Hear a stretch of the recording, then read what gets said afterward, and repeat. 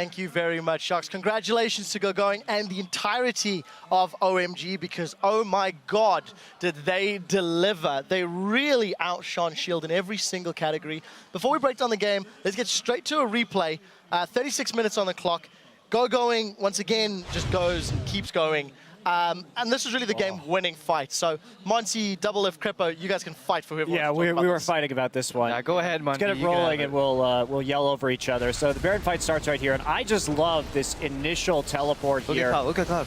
Yeah, so knocks him into the pit. Teleport was already done, unfortunately, so you guys can take it over. Zephyr actually flashed like completely away from his team, which didn't allow them to peel for her. Like you could tell Goong was really confused. He died without even ulting because Zephyr died so quickly, flashing the wrong way.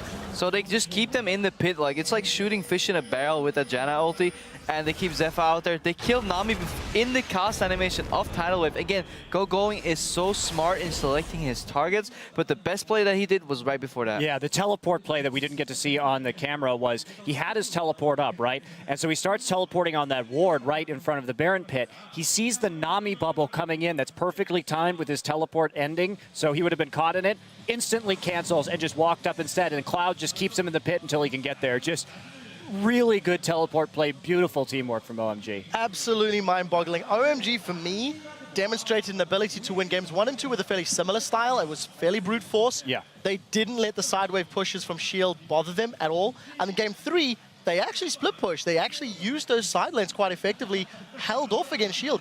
It's a level of control and strategic play we're not quite accustomed to with OMG. I think Cool was schooling Goong on how to play an efficient Z lane by playing well in the mid lane and then transitioning that to a side lane early in the game. We can't stress this enough. If you're playing Z, you need to move out to side lanes, switch your AD carry, preferably with some wave clear into the mid lane, and start split pushing. Open up that map and then collapse or start pinstring in the middle. Absolutely, and you know they also executed the 1-3-1 better. When we had seen NaJin White Shield, they had an opportunity when they had that casted in with the Zhonya's Hourglass power spike in a previous game.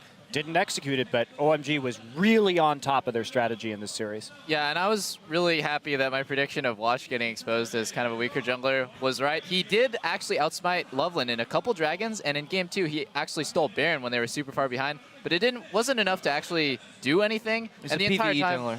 Huh? PvE. Okay, he's a PvE jungler. Right, we talked about some of the players and the strategy that OMG succeeded in this matchup, but we have to highlight Going once more.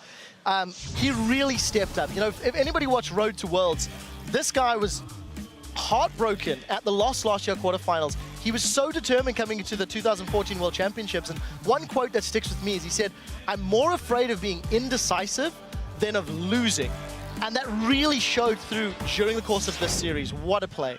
Also, how does he get Rise so many times? I don't know. Yeah, I have a very limited understanding about League of Legends sometimes, but that man should not have Rise. He so many should times. not have Rise at all, and if you're going to let that Rise stay up, then you need to go ahead and like first pick it or have a plan on how to deal with it. Now, I liked NaJin White Shield's comp for the first time in this series this last game, but they didn't execute it, and they really threw at that Baron fight. But the thing that's so powerful about Going is not only what a fantastic player he is, but the fact that he allows San, who's arguably a weaker AD carry, to continually get champions like Corki and Lucian with strong early games so he doesn't fall behind. So if you ever rewatch these matches, just pay attention to what Going does in team fights. Whenever somebody's about to die and he could steal that kill, he just immediately moves on to the next target, sometimes even flashing for a next snare, and he knows that the target that he leaves behind will die soon enough so his teammates can follow up and get the next guy. He is so fucking smart. Double Lift, just before we get on to the rest of the bracket, we saw Cloud coming in here. Cloud got Janna all 3 games. I don't think we're going to see Rise. I don't think we're going to see Janna, or at least that has to be taken away. Cloud, in my mind, transformed and leveled up this team. Yeah, if I remember correctly, he got Janna 3 out of 3 games, which, to be honest, Janna's not a great playmaking support, so you don't really have to have great like situational awareness, team fight awareness to really use Janna. It's more just like stay on top of your carries and make sure they don't die. It's pretty defensive, but it fits their style exactly because Going is the one who's like, I'm doing this, like I'm initiating, and then you guys are just going to follow up. San is just kind of a utility bot, and Cool plays assassins mainly, so it just kind of works out really well. It really, really does. With that